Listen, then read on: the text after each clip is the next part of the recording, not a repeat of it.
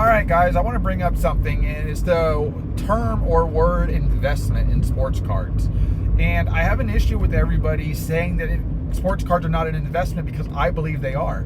Just like any other hobby-driven product, certain product within that hobby is always an investment because it's always desired.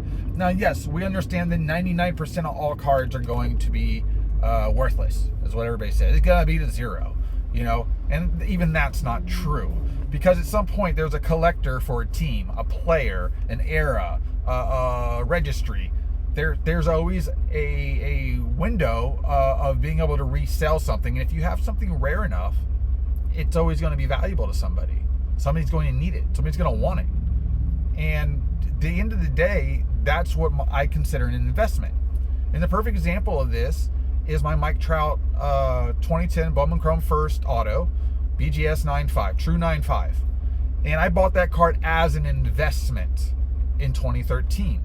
Why? Because Mike Trout was already the best player at this point. He'd already been in the league for a couple of years. Never said best player. He's already putting up great stats. Obviously, we were hoping that he'd win his World Series, or even get to the World Series or playoffs for the most part.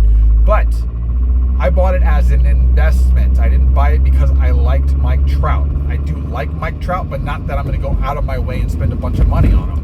I felt this was a good opportunity. And this is a perfect example of cards like that in the hobby. I'm still taking a gamble on this, whether it's going to go up or down. Okay, whether he breaks his leg or kills 3 people, I don't know. But it's still an investment. I took it in as an investment. Okay, there's a quick flip, a short-term, mid-term, and long-term investment probability that most people have when buying almost anything collectible. Because at the end of the day, I buy this, I love it, I want it, I'm going to keep it forever. Well, something new, cooler, or better comes along, or you change your hobbies, you sell it. But usually if it's rare enough, you make money. That's an investment, right? You made money. You profited off of something. Okay? People always refer back to the stock market. And what's different between a card and a stock? You own one stock, you own one card. You own a stock of a company, you own a card of a player. Which, think of the player as a company. So therefore, I own a stock in the player. What's the difference? And I came up with a thing called playerstock.com, which I've never rolled out, I've never really talked about. And it was basically you buying stock in a player. All right? And then if the player does well, it goes up or goes down based on people buying and selling it. A lot like these dumb NFTs, but the difference is you're literally buying stock in a player. Unfortunately, to have that happen, you have to have an individual license, a player agreement, blah, blah, blah, blah, blah. I can't go into all that stuff, but if somebody wants to get back with me, trademark, stamp, rubber stamp, boom, boom. I want a piece of the action, boys. But back to the thing, I think we also misinterpret the word investment, because sometimes it's not a monetary investment you gain from any hobby, whether it's sports cards or not. If you enjoy it, you like the thrill of the hunt, you like the enjoyment of opening a pack, you like the idea of the trade, you work harder for your money, and then you spend it on something that costs money, whether it's a card or a pack or a box or a watch or a car. These can all be investments if you know what you're doing and you have a really good understanding of what time does to specific things to create more value. Because as long as there's a hobby for any of this stuff, and as long as you're buying top tier cards, the main cards people are always going to want if they enjoy that player or want to collect a set or a low numbered something, those will always have value. Now, if you bought at the peak, obviously in 2020 and 2021, basically, yeah, you're probably going to be down on a lot of things unless it's ultra rare. We had a massive spike, okay? That happens on all kinds of things, but that happened for all kinds of markets, okay? Watch market's down too, you know what I mean? So it's like, I just like to compare the watch market because it really spiked a lot for watches. And a lot of them come quite back down quite a bit. And that's a hobby too. At the end of the day, it's just a watch. Zombie apocalypse happens tomorrow. Do I care about your Rolex? Absolutely not. But I also don't care about my Mike Trout or your Mickey Mantle. So at the end of the day, yes, sports cards can be an investment. But people straight out, flat out saying sports cards are not an investment is wrong. Because it's a hobby. And the hobby has people that enjoy it, that are going to collect it. Therefore, there's going to be desire. Okay? But you have to buy the right stuff.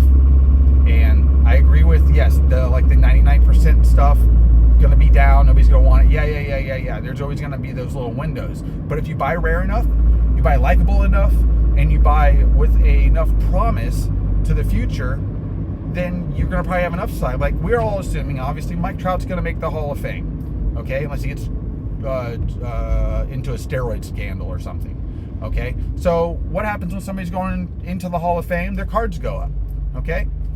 So at the end of the day, I have until he retires, and then I have a spike for when he goes into the Hall of Fame, okay? After that, is there a long-term gain? Maybe 50 years after that, where it feels like a Mickey Mantle card or something. But for the most part, I still have windows of opportunity to have value in my card, which would be an investment.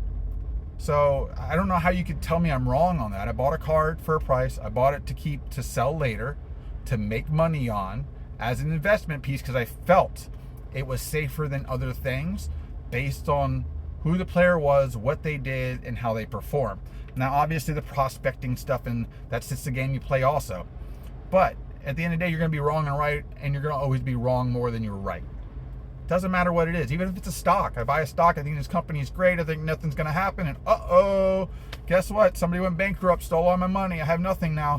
It can happen. It doesn't matter what it is, stock market or whatever, unless you can put it somewhere that you gain 2% over time, which who wants that?